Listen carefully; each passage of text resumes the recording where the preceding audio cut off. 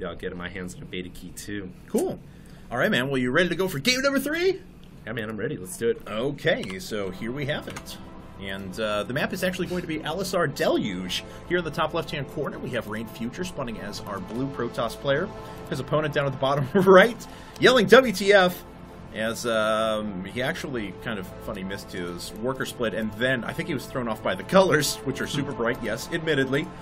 He is SP Belky. He's our red Terran player.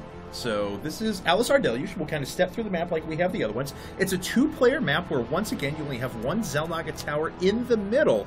And there's not a lot of space you can see right around the north and south of Xel'Naga towers. You can actually war at it from either side, but it doesn't watch the subsequent attack paths that run along the left-hand and right-hand side of the map. Again, you have a pretty large main with a lot of space behind the mineral line to help defend against any sort of Banshee player, stuff like that happens at the back. The natural's pretty easy to hold on to. A little bit wider ramp this time around. And then your third options are kind of, well, interesting. You either go through the one up here at the right where there's destructible rocks, which you can actually watch over with this little cliff line that's separated behind some bushes there, so you can actually watch that with siege tanks or just any sort of units on the high grounds. Or you can head over to the left-hand side where there's actually 2 rounds of expansions. One, this little bit easier to hold on to third with 2 tighter choke points, or you can actually move up towards the gold expansion in the middle. So that's kind of the quick and dirty of this map. Alisar Deluge. Alisar Deluge. Yes. Well, one thing for this map so far has been some great names, I have to say. Very unique, very describing of the map, I guess you could say. But yeah, I think the most interesting feature about this map certainly is that third expansion to the to the vertical location for both bases, where you do have that ledge overlooking that base. Yeah. I think we're going to see a lot of Terrans utilizing that as their third. Probably not Zerg, because that ledge could, I guess, come back and bite him in the ass, and they might want to expand rather to another location. But for Protoss, I really have no idea. I'm going to be interested to see what they decide to do in terms of expanding. But one thing I do notice about this map is the very interesting tile set in the main. It's a little bit confusing, isn't it? It almost looks like the main is on a whole different terrain level. Yes. Compared to the... It actually looks like part of this is creep as well. So yeah. It just kind of looks a little purplish, a little kind of, you know, that, like that right there. It's actually kind of cool. I mean, I don't hate it or anything like that. I think it's a unique take to the map. Sure. Both players will probably get used to it after a couple of minutes of looking at it. Right. Sure. Although I think that, you know, of course, these maps, these are in the form that they were sent to us by the map makers. Now, of course, the ones that we actually put in the tournament play, if we have tweaks or something like that, we'll communicate to the map makers to say that we want to go ahead and switch things up a little bit. And I think standardizing the color palette is probably going to be one of those. It's a cool look to it, but the colors are a little bit too washed out if you would go into tournament players. Well, let us know what you guys think about that. Yeah. Most likely, you know, the best way to do that is post your feedback in chat or post it in the thread in Team Liquid on the tournament section for the map maker. Sure. Tournament, we'll be reading that and making sure that we respond in an appropriate way. Zealot. That Zealot is actually on a go mission right now. It is the Gung Ho Zealot. It's actually destroying everything.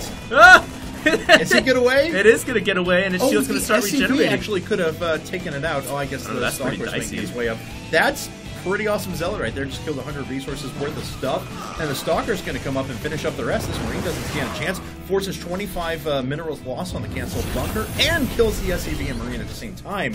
Honestly, Belky's in pretty bad shape. He's trying to put up 3 barracks as quick as possible. He actually doesn't have anything to combat these initial couple of units. We have a situation where the first 3 units that come out for Future could win him the game. We have a situation critical right now for Belky. His Zealot, Future's Zealot right now going to the back and regenerating. That's just a sign that the Protoss shield is regenerating so quickly, getting right back into combat. And now another Stalker joining as well. That front door is breached, and it looks like Future's going to run right in here with 2 Stalkers and a Zealot. SCV's about to be pulled off the mineral line to fight this off. And now if that supply depot goes down, that is going to be devastating for Belky. Belky knows that. He's pulled 4 SCVs to repair that right now. He's got to keep that supply depot alive, otherwise he's just going to be blocked. He will have no chance of holding this off, and that could very literally be game. Look at how much economic damage is being done. I know, this is devastating. These Stalkers just have to run back, pick off a couple of SCVs, run away for a little while, kill a couple of Marines. Hopefully he sends the herd to the back there. And that's what I was kind of hoping for. But anyway, so yeah, the Stalkers can just keep pulling SCVs off the line, keep killing a couple of Marines here or there, and Belky's going to have an extremely difficult time recovering. Well, let's look at the workers' kill tab so far, man. It is 6 workers killed at this point in the game. That's pretty devastating. That's got to be at least 30 30% of your economy right now, and Belky is in a terrible, terrible shape. He's in shambles right now. He's got to recover. He's got to recuperate now. He's got 4 barracks running so he can produce Marines 4 at a time, and he has a command center, so he can stabilize right now, but he's got to make sure he doesn't fall behind in economy right now because future's expanding. You are a master estimator, because when you said 30% of his economy at that point, it was actually exactly 30% of his economy that was lost. Wow. Well done.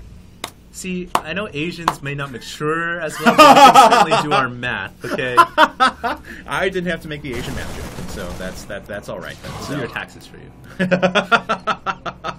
And so the 3 Stalkers are going to back away, but look at this. Future already has another expansion up. He's put a bunch of gates down. He's looking just fine. It's really going to be on Belky to go ahead and try and force his way back into this game. Yeah, man. We'll have to see if Belky can get back in it or not. He's trying to get his command center down right now in 2 bunkers. I've noticed this is something Belky does a lot. He'll double bunker up when in doubt. And whenever playing against a Protoss, period, he'll double bunker up, which I can't fault him for. But you know, in this situation, it's situation critical. Like I said, he's got to figure a way to recover right now and get back into this game. But Future, you know, I like what he's doing. He's not giving Belky a chance to recover because he's keeping his foot on the gas pedal, and he's going to keep applying this pressure. And really, it's certainly a method to winning. Just keep putting pressure until your opponent's back breaks. Yeah, Belky just has to play super defensive at the moment. He tries to posture himself anywhere on the map. Well, he's dead. So now with the 6 gates actually just about to finish for Futures, gates 4, 5, and 6 just finished up. He has a forward pylon done. He's already warping in units. He's got plenty of money saved up. This is just going to be a lot of Zealots and Stalkers here in a second. He's running a little bit low on gas. He'll get a couple more sentries to round out his force field ability, but there's just really not much on the field right now for Belky. Yeah, and the forces continue to pylon for Futures. He's got a proxy pylon right there. It's about 8 Zealots and a lot of forces. So here we are. Future is actually going to barrel up the double bunker here. Now he's got a force field coming down. More Zealots joining the field as well. I think that's just purely enough Zealots to break these 2 bunkers. And now force fields have come down to prevent the SCVs from repairing those bunkers. The bunkers evacuate their cargo, and it's going to come down to Belky. Can he hold this position right now? It's looking pretty bad for him. The Zealots actually getting caught up by their own forces, but at the end of the day, they're just going to surround the rest of the Marines and Marauders, and Future is going to wreck the front door, and there's a GG. And Belky has GG'd, and Future moves on to